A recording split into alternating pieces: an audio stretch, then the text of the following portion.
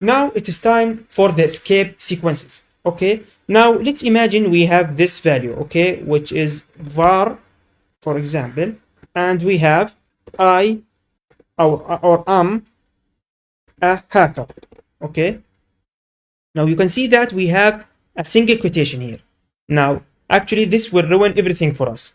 If we imagine if we are using a single quotation here, not as a double quotation, so like this.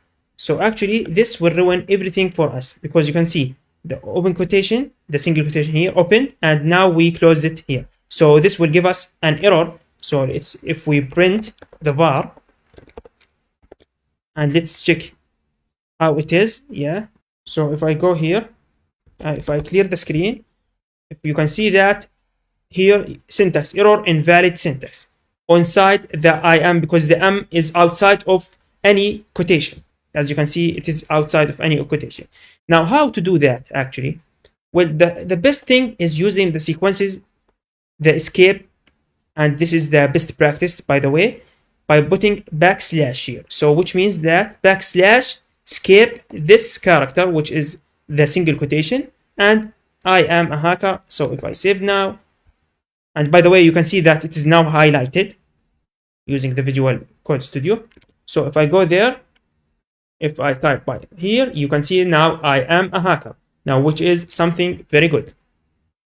Now, what if I want to put something else? Now, if I want to put I am a hacker slash or backslash anyway, engineer. Okay, like this. Now this will give us error.